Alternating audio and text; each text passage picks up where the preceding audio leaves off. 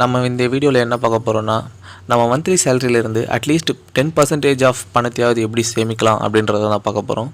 இந்த ரூல் வந்து rich and poor dad அந்த புத்தகத்தில் இருந்து எடுக்கப்பட்டது. இந்த ரூலை ஃபாலோ பண்ணால் கண்டிப்பாக வந்து எல்லாருமே சேமிக்கலாம். அது மந்த்லி சேலரியை பேஸ் பண்ணியோ எந்த மாதிரி சம்பாதிக்கிறவங்களாக இருந்தாலும் கண்டிப்பாக இந்த ரூலை ஃபாலோ பண்ணால் கண்டிப்பாக சேமிக்கலாம். இந்த ரூலுக்கு இவர் மக்களை 2 வகையாக பிரிக்கிறாரு. முதலில் தமக்கு கொடுத்து கொள்ளும் மக்கள், முதலில் மற்றவருக்கு கொடுக்கும் மக்கள். நம்மளதில் முக்கால்வாசி பேர் வந்து இவர் சொல்கிற 2வது கேட்டகரியில் தான் ஃபாலோ ஆகும்.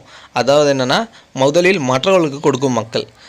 நம்ம எப்போவுமே சேலரி வாங்கிட்டோன்னா ஃபஸ்ட்டு நம்மக்கிட்ட இருக்கிற எல்லா கடன்களையும் கொடுத்துட்டு, நெக்ஸ்ட்டு வந்து இருக்கிற எக்ஸ்பென்சஸ் எல்லாத்தையும் பண்ணிவிட்டு, அதுக்கப்புறமா ஏதாவது வாங்க வேண்டியது இருந்தால் அதையும் வாங்கிட்டு, அதுக்கப்புறமா இருக்கிற கொஞ்சம் காசை வந்து சேமிக்கலான்னு போவோம். ஆனால் அதுக்கும் செலவு வந்துடுறதுனால அந்த காசையும் சேமிக்க முடியாது. இப்படியே எல்லா மாதமும் போகும்.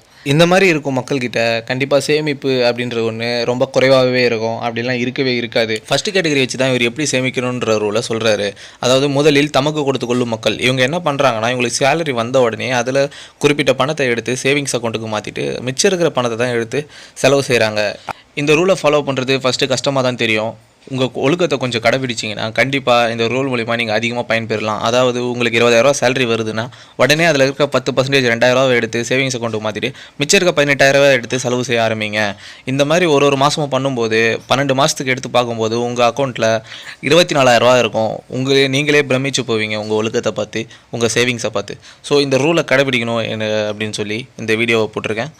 சப்ஸ்கிரைப் பண்ணுங்கள், ஷேர் பண்ணுங்கள், பிடிச்சிருந்தால் லைக் பண்ணுங்கள்.